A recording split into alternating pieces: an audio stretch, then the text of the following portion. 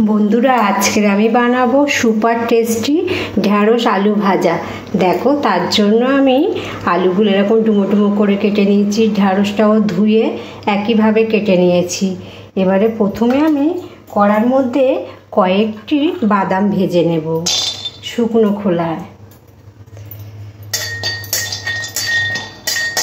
বাদাম কটা ভাজা হয়ে গেলে বাদাম কটা তুলে নিতে হবে। এবারে দিয়ে দেব একটু তেল,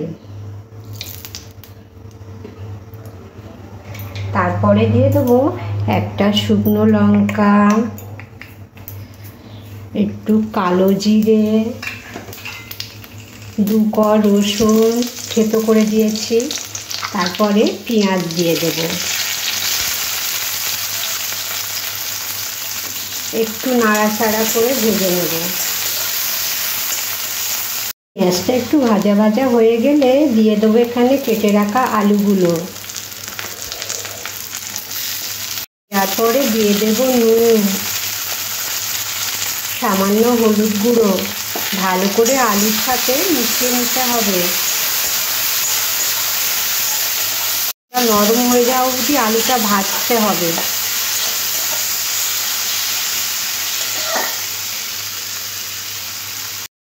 আলুটা একটু নরম হয়ে আসলে এরপরে দিয়ে দেবো ঢ্যাঁড়স। এরপরে দিয়ে দেবো একটু ভাজা জিরের গুঁড়ো, অল্প করে একটু লঙ্কার গুঁড়ো, সামান্য একটু ধনের গুঁড়ো, একটু জল ছিটিয়ে দেবো। দিয়ে মশলাটা খুব ভালোভাবে ঢ্যাঁড়স আলুর সাথে মিশিয়ে নিতে হবে।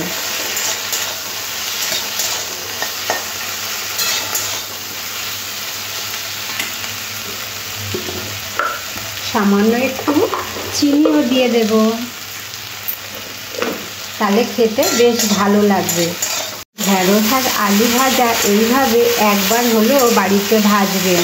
এটা ভাত, রুটি সবার সাথেই খেতে পারবেন। বানানোটা একদমই সহজ আর খেতে তো দুর্দান্ত হবে। ঢ্যাঁড়স আর আলুটা খুব ভালোভাবে সিদ্ধ হয়ে গেছে। এরপরে আমি দিয়ে দেবো এখানে বাদাম, যে বাদামটা ভেজেছিলাম গুঁড়ো করে নিয়েছি। ভালো করে মিশিয়ে নেব।